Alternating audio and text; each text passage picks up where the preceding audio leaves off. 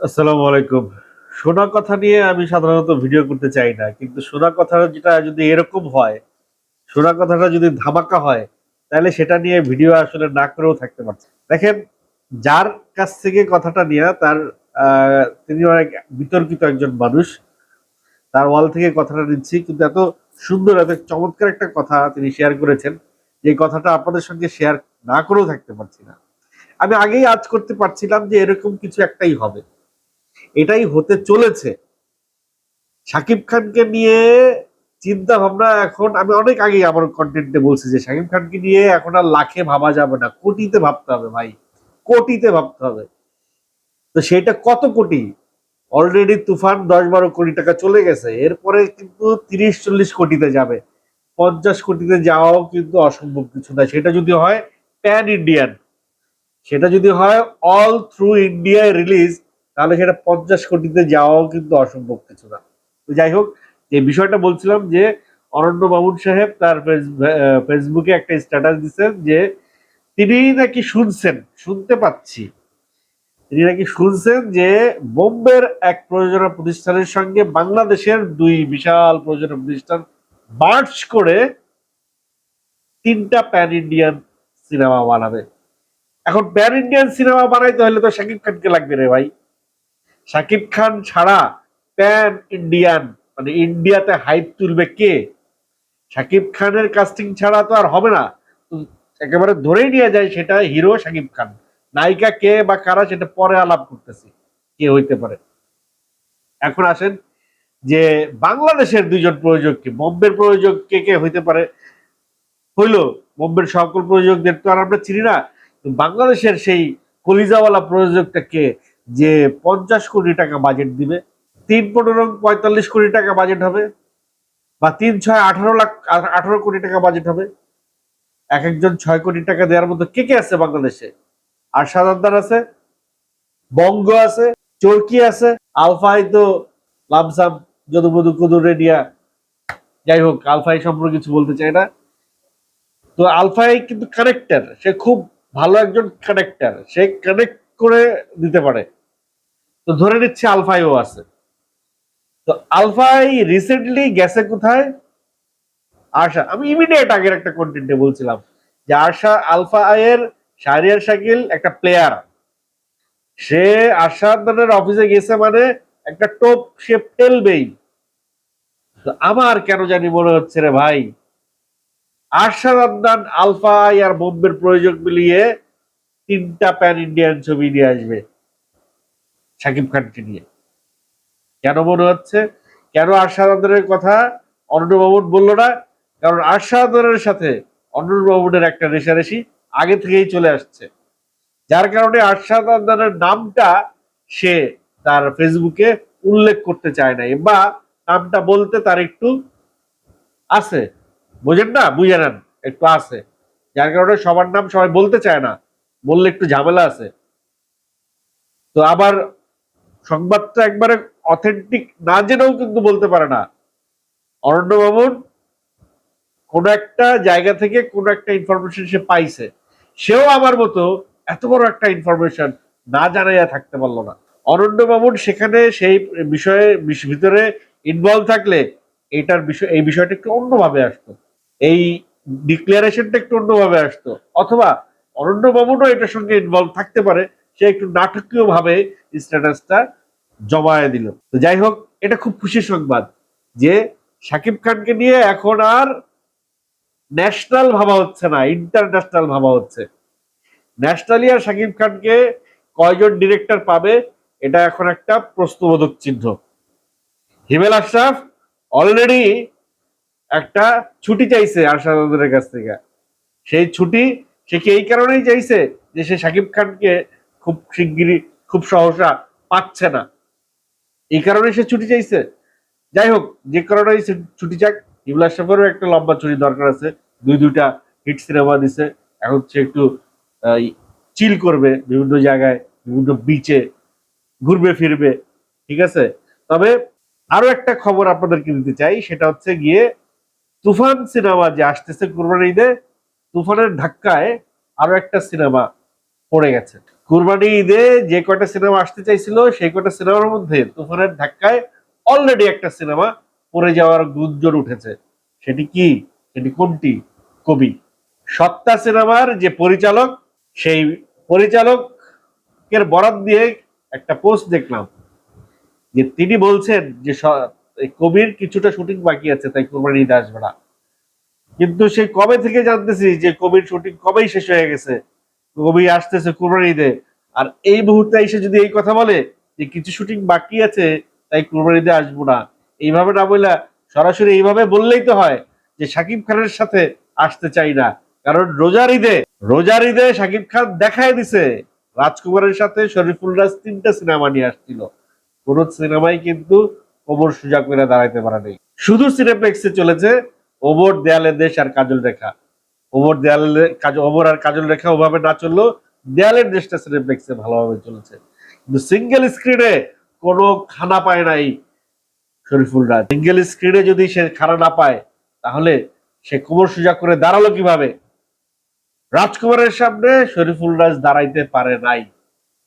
সেই কারণে কবি সিনেমা নিয়ে শরীফুল রাজ অতটা কনফিডেন্ট না, শরীফুল রাজের পরিচালক অতটা কনফিডেন্ট না। এবং তারা ডিসিশনটা খুব ভালো নিছে, তারা যে ডিসিশন দিছে তুফানের সঙ্গে তারা আসবে না, এটা খুব ভালো ডিসিশন দিছে। কিন্তু কারণটা তারা যেটা বলছে ওইটা এইভাবে না বললেই পারতো, সরাসরি বললেই পারতো যে ভাই তুফান যাক, ঝড় তুফান যাক, পরিবেশ শান্ত হোক, তারপরে আমরা আসতেছি। সিনেমা সে ভালো বানাবে, সত্তাটা সে ভালো বানাইছে, কবিও সে ভালো বানাবে, খুব স্বাভাবিক। একটা ভালো সিনেমা এইভাবে নষ্ট না হতে না দেওয়াই ভালো। যদিও ইকবাল সাহেব রাজকুমারের ভয়ে পিছায় গেছিল, আসছিল রাজকুমারের 2-3 সপ্তাহ পরে, কিন্তু তারপরেও তার গতি হয় নাই, তার সিনেমা সিনেপ্লেক্স নামাই দিছে। কারণ হিসেবে সিনেপ্লেক্সের মালিক বলতেছে সিনেমা মানহীন, দুর্বল, দর্শক আসে না সিনেমা দেখতে। কিন্তু কবির ব্যাপারে সেটা হবে না, কারণ কবির পরিচালক প্রথম ছবি একটা বানিয়েছেন শাকিব খানকে নিয়ে, তারপরেরটা বানিয়েছেন শাকিব খানের নায়িকাকে নিয়ে, মানে প্রিয়তমার নায়িকা ইদিকা পাল আর শরীফুল রাজকে নিয়ে তিনি বানিয়েছেন কবি। ইদিকা পালের প্রতি একটা ক্রেজ অলরেডি আছে বাংলাদেশের দর্শকের। ইদিকা পালের আরো একটা ছবি যদি এখন রিলিজ হয় বাংলাদেশের দর্শক সেটা খাবে। তারপরেও সেই পরিচালক সিদ্ধান্ত নিয়েছেন যে না, সাকিবের সাথে না, তুফানের সাথে না, কুরবানি ঈদের পরে কোন একটা ডেতে তিনি কবি সিনেমাটা রিলিজ দিবেন। Very good decision. আরো একটা ভালো খবর দিয়ে শেষ করতে চাই, সেটি হচ্ছে যে এবার 9 স্কাই ডান্সার মাসুদ রানার সিকুয়েল তৈরি হচ্ছে, হবে বিস্তারিত হয়তো আরো সামনে নিউজ আসবে।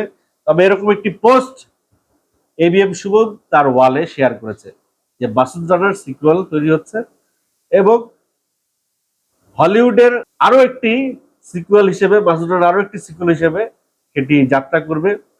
এই সংবাদটা আমাকে নাড়া দিয়েছে, আমার কাছে ভালো লেগেছে যে শাকিব খানের সিনেমা প্যান ইন্ডিয়ান হয়ে আসতেছে, এবিএম সুমনের সিনেমা বলিউড হয়ে আসতেছে। দেখেন বাংলাদেশের সিনেমা কিভাবে একটা যুগ থেকে আর একটা যুগে পদার্পণ করছে। এখন যারা এই সময়ের যারা সিনেমা দেখেন তারা এই ইতিহাসের সাক্ষী হয়ে থাকবেন যে কিভাবে বাংলাদেশের সিনেমা ঘুরে দাঁড়াচ্ছে। আরো একটা গুঞ্জন উঠছে, সেটা হচ্ছে যে সাকিবের সিনেমায়, সাকিবের তুফানে যদি চঞ্চল চৌধুরী ক্যামিও চরিত্র করতে পারে, তাহলে আফরান নিশোকে নিয়ে যে 2টা সিনেমা আসতেছে সেই 2টা সিনেমার একটা সিনেমায় মোশাররফ করিম কি ক্যামিও চরিত্রে আসতে পারে না?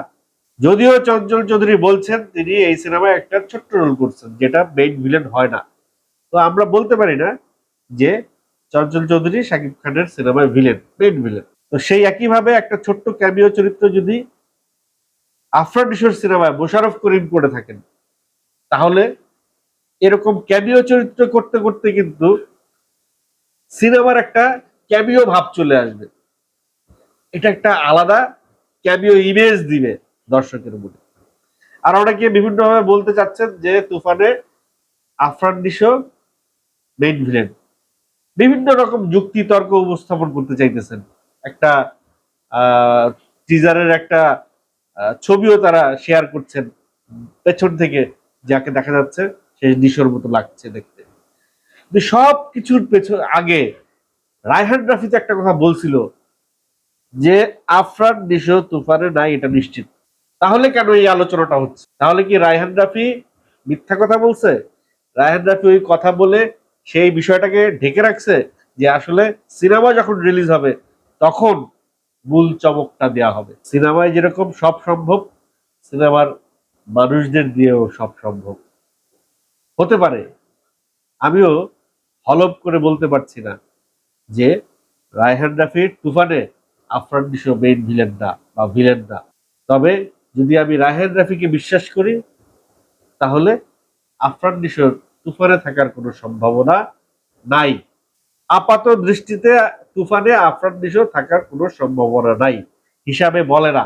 যতই মিলাইতে চান, যতই এদিক সেদিক করে আনেন, কোনো একটা জায়গা আছে, সেই জায়গায় আফরান নিশো তুফানে যাবে না।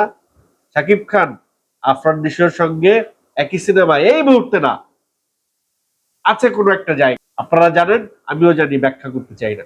আফরান নিশো কোন একটা জায়গায় সে তার একক আধিপত্য সে বিস্তার করতে চায়। সেই তার একক আধিপত্যে, তার একক রাজ্যে সে খুব সহজে কাউকে সুযোগ দেবে না, যেভাবে শাকিব খান তার একক রাজ্যে খুব সহজে কাউকে এন্ট্রি দেবে না। এটা সারা বিশ্বের সব সুপারস্টার করে থাকে। তবে ব্যতয়ও ঘটে যখন সেই ক্যামিও চরিত্র বা সেই মানে আর্টিস্ট বা সেই শিল্পীর সঙ্গে খুব ভালো একটা সম্পর্ক থাকে। যেমন শাহরুখ খান সালমান খানের মাঝে একটা বিশাল দ্বন্দ্ব তৈরি হয়েছিল, দীর্ঘদিন তারা মুখোমুখি হইতো না, একজন আরেকজনের নিয়ে কথা বলতো না, একই সিনেমায় তাদেরকে দেখা যেত না। কিন্তু এখন সিচুয়েশন চেঞ্জ হয়ে গেছে। এখন শাহরুখের সিনেমায় সালমানকে দেখা যায়, সালমানের সিনেমায় শাহরুখকে দেখা যায়। ওই যে যে একটা তৈরি হয়েছিল আফরান নিশো আর শাকিব খানের ভিতরে, ওই তৈরি হওয়া বাষ্পটা আগে উবে যেতে দেন। ওই বাষ্পটা কি উবে গেছে? যদি উবে গিয়ে না থাকে, তাহলে তাদেরকে এক সিনেমায় দেখা যাবে না। সেই বাষ্পটা উবে যাওয়ার জন্য একটা সময়ের প্রয়োজন, সেই সময়টা তো দিতে হবে। যাই হোক, আরো অনেক হিসেব নিকেশ আছে, অনেক কিছু ভেবে চিন্তে আমার কাছে মনে হয় না যে তুফানে ভিলেন হিসেবে আফরান নিশো থাকছে। আপনাদের কি মনে হচ্ছে সেটি কমেন্ট করে জানিয়ে দিন।